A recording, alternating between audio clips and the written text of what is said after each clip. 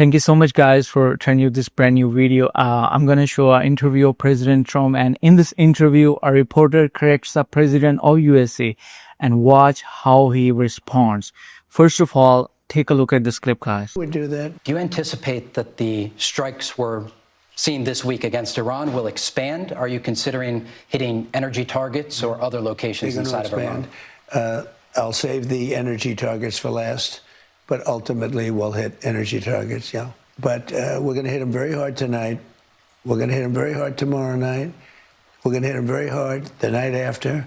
And then next week it gets really bad for them because next week comes the power plants. Next week comes the bridges.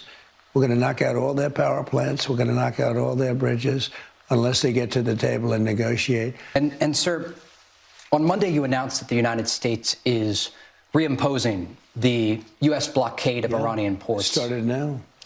Shipping data trackers indicate that just 10 vessels passed through the Strait of Hormuz on Monday, less than 10% of what normally goes through this critical waterway.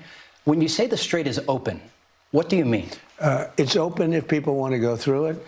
We're not opening it for Iran. That's the only one it's closed for. It's closed for Iran, both in and out, but it's open now. A lot of things have happened, Trey, in the last few months. Pipelines are being built.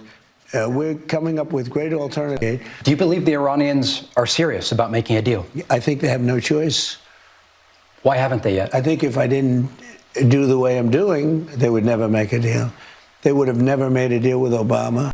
With Obama was a worthless piece of paper that was a road to a nuclear weapon. And what I have is a wall. There will be no nuclear weapon.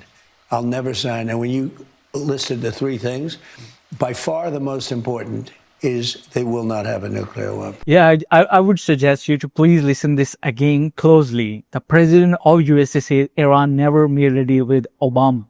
And the reporter right there in the room, he corrects him and he says they did. They had a deal with Obama as well. So President Trump was fact-checked on a face. When you are corrected with a fact, you acknowledge it. You adjust it. You don't just pass it and keep going. This isn't about which deal was better. This is a real debate people can have. This is about something simpler. Can our leader accept a basic, verifiable fact when it's said to their face and when it's said to the face of President Trump? So that matters more than we sometimes admit.